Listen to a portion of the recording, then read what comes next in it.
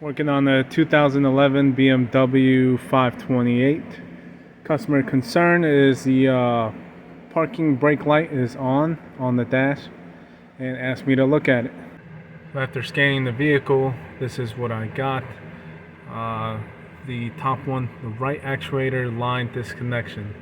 Now, this vehicle uses electronic parking brake for the rear, and that code was in the EMF, which controls the rear calipers. They've got an electric motor on it which activates the parking brake. Now, to get you a shot of the motor on the caliper, so there is the right side and there is the left side. Now, I've not ever had to deal with this trouble code. I haven't done too much research on it yet. Simply just trying to get a visualization. And again, like I said, it's my first time dealing with this EMF, and so I am kind of just trying to familiarize myself. And I've unplugged both sides, and it's two big fat wires and one small one. So here's the left side. Two big fat wires obviously is going to control the electric motor portion.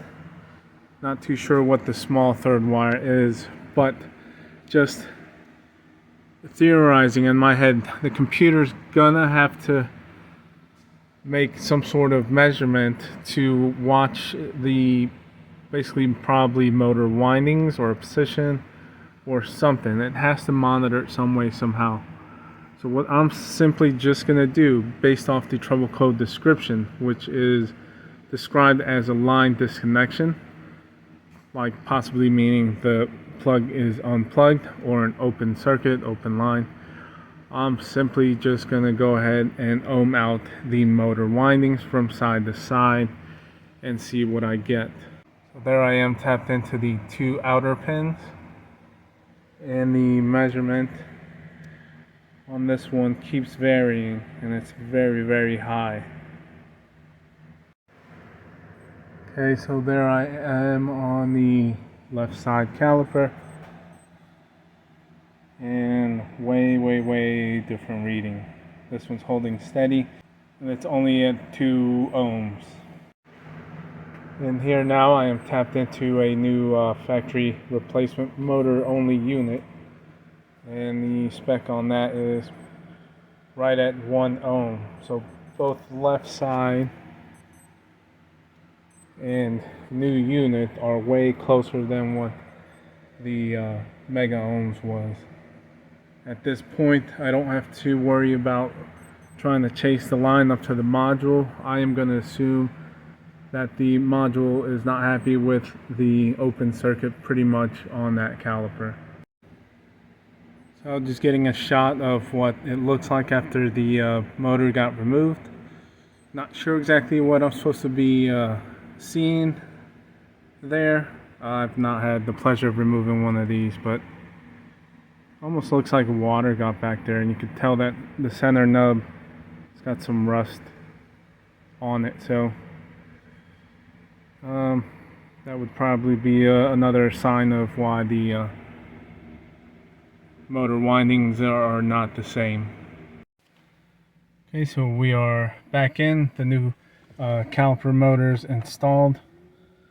Key on. And I'm going to just reread these. See what we get. So see, that one has now gone to intermittent state, which before wouldn't let me clear it. And I had actually set that workshop mode one because I was attempting to go through these and it backed me out. So there's activation completed. Okay. Let me see on this one. Activation completed. Okay. Read codes again. And now I screwed it up.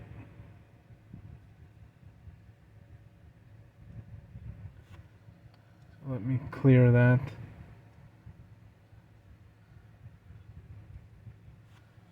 Recycle the key.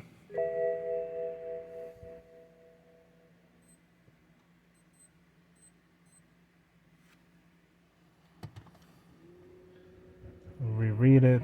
Probably have the workshop mode one. Okay. We will go through special functions on that.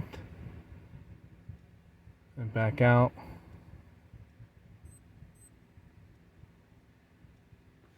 And service. Now I'm going to try to apply.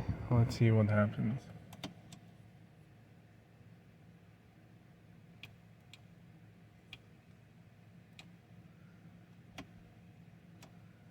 Okay, so I'm not getting anything, probably because of the workshop mode issue. Let's go here.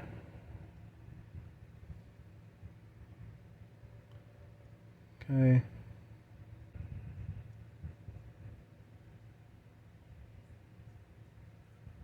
I'm gonna go with 2.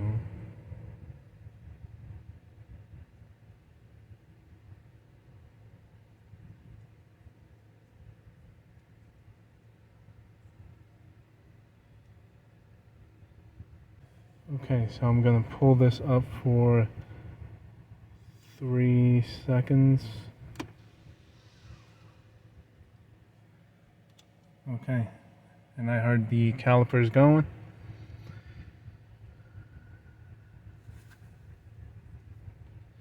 And I'll search check both actuators. Both parking brakes are set. So both can be set. Let's confirm. Okay, so yeah, it is confirmed. It's in red, illuminated. Parking brakes free.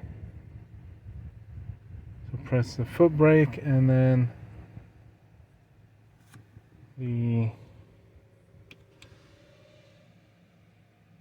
Okay, not sure if that picked up on camera with the microphone, but audibly they did retract. Okay, so procedure worked out. Service function completed. I'm going to go back in and clear the trouble codes if there's any.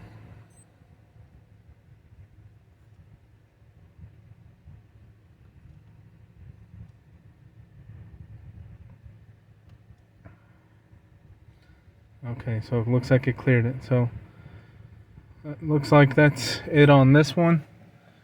Kind of straightforward, basic testing. Again, not knowing too much about the system. Just going off of basic knowledge and knowing that the module's gonna have to watch the circuit one way or the other, whether it's a bias voltage or like circuit monitoring or whatnot. My first instinct was to check the windings, and sure enough, side to side, different. Replace it with the new one, and that's all on this one. So glad it wasn't crazier than what it was. Pretty straightforward, and just a quick how-to on resetting the calipers. So that's it on this one. Customer will be happy to get this one back soon, and that's it. We'll see you on the next one.